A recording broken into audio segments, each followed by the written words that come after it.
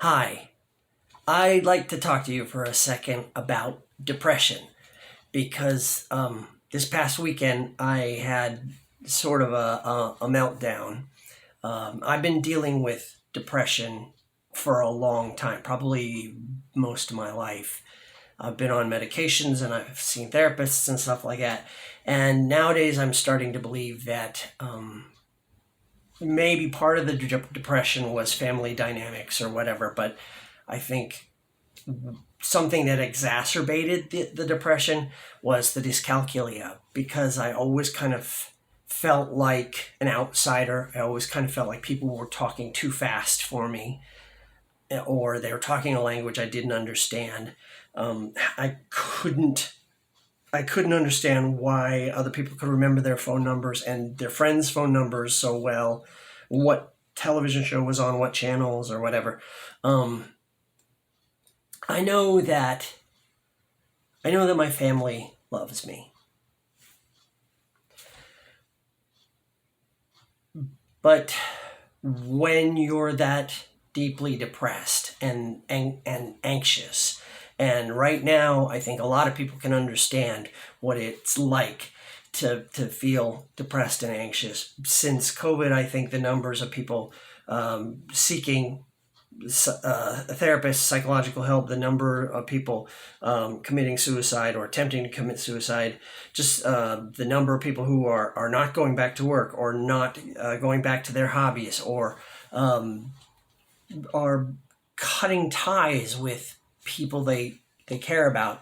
I believe those numbers are like skyrocketing. I've read a lot of little things on the internet and I've watched videos about it, and I understand it's kind of like a mini epidemic right now. But because so many people are going through these things, and I am too, that means, when a bunch of people left their job and went to find something else, I was there too, and then switching insurance. And dyscalculia makes it very hard for me to read insurance papers and understand the different benefits. And I would read these things 4 and 5 times, and I was able to actually get somebody to sit down and sort of reason it out with me, talking instead of writing down lists.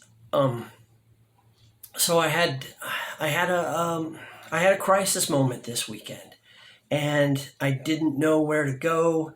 I've been having so much trouble trying to get an appointment with a therapist, and then when I think I've got the appointment, then I get an email a few days later that says they had to cancel it, and this has happened a number of times. And my job is such that I can't walk around with things in my head. People depend on me to be positive and supportive and loving and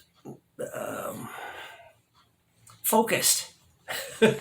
And I just haven't been, and it seems like it's getting worse. So that kind of leads to shame, and I've talked about shame before. When you're a kid, you're ashamed that you're still counting on your fingers. When you're a teenager, you're ashamed that you're so shy and not sociable, not gregarious, because you're afraid. Maybe in my case, I was maybe a little bit afraid that people weren't going to accept me because I was different. And I know there are lots of people who have felt that way, who have felt different. And I do my best to embrace being different. Telling people, look, you got to understand, I got the artist brain, the right brain, I see things differently. And you can say that. And some people might seem to like, oh, okay, I get it. Others be like, oh, well, if you say so. And others hear the words and they have no idea what you're talking about.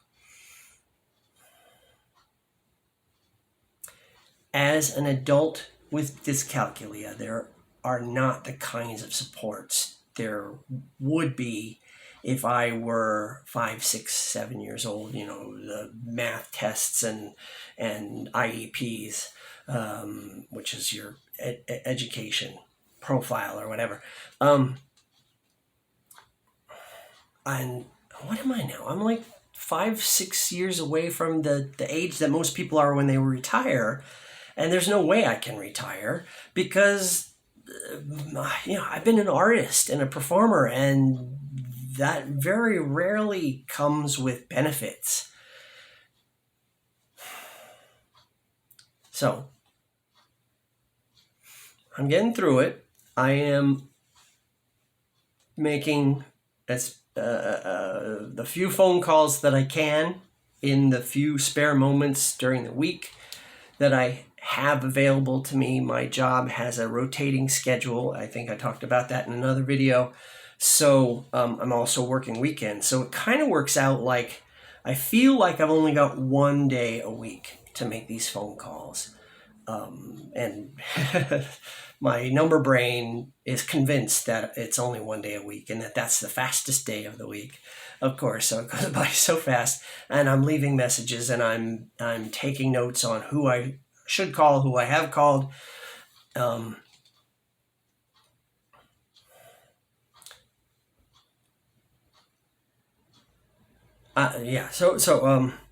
I haven't had a therapist because of changing jobs, changing insurance, or whatever. I haven't had a therapist in over 7 months.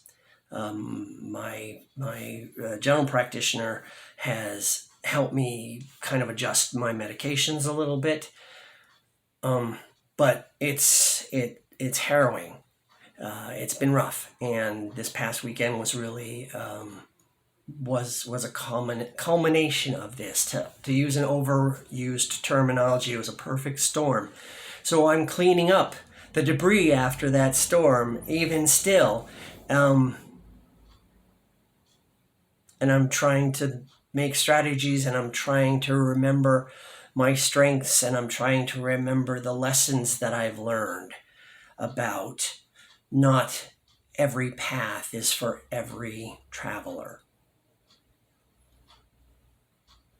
So, if you know somebody who has a learning disability or is neurodivergent at all, anytime you can empathize, not sympathize, not look, oh, I'm sorry, but I'm in this problem with you right now, that goes a long way. So thank you to those of you who can do that. And I will keep you up to date with what's going on. I'm looking forward to things turning around and kind of clearing through some of these barriers that I'm facing. Have a good weekend. I think the weather's supposed to be good. And come on back. We'll talk some more later. Okay? Thanks.